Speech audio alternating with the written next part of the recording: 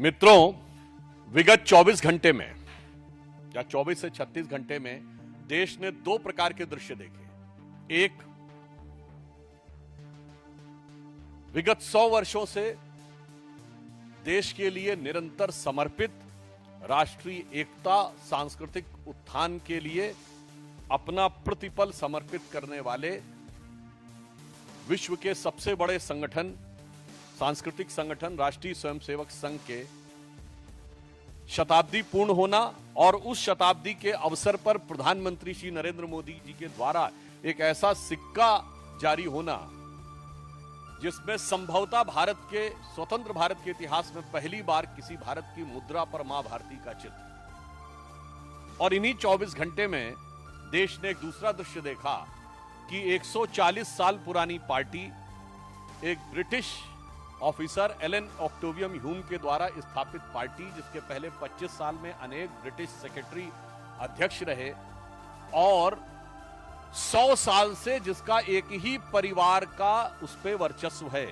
आप सब लोगों को यदि ना ध्यान हो तो मोतीलाल नेहरू 1919 में कांग्रेस के अध्यक्ष बने थे और 1928 के बाद 29 में उन्होंने अध्यक्षी सीधे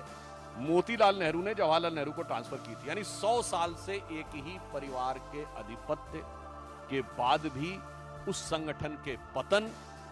और सत्ता छूटने की बदहवासी में उनके खानदान के बरखुरदार के द्वारा, जो कि आज भारत विरोधी शक्तियों के फर्माबरदार बनते हुए प्रतीत हो रहे हैं, अपनी उसी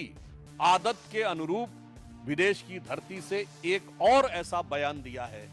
जिसमें कुछ भी आश्चर्यजनक नहीं है। अगर आपको ध्यान हो तो मात्र कुछ दिन पहले मैंने ही आपको एक बाइट देते समय एक आवश्यक सूचना दी थी कि राहुल गांधी जी पुनः विदेश जा चुके हैं और फिर आप तैयार रहिएगा, कोई ना कोई भारत विरोधी बयान अवश्य आपको सुनने को मिलेगा। अगर सीधे दरवाजे से नहीं तो पिछले दरवाजे से और खिड़की से नहीं तो रोशनदान से मिलेगा। इसलिए आप लोग चारों तरफ से सतर्क रहिएगा। और आज उसी की एक वानगी दिखाई पड़ी है। ये दो अंतर देश की जनता के सामने स्पष्ट हैं कि कौन भारत के हित में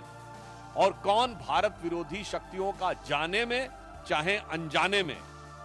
एक टूल बनता चला जा रहा है। और ये कोई अपने आप में अलग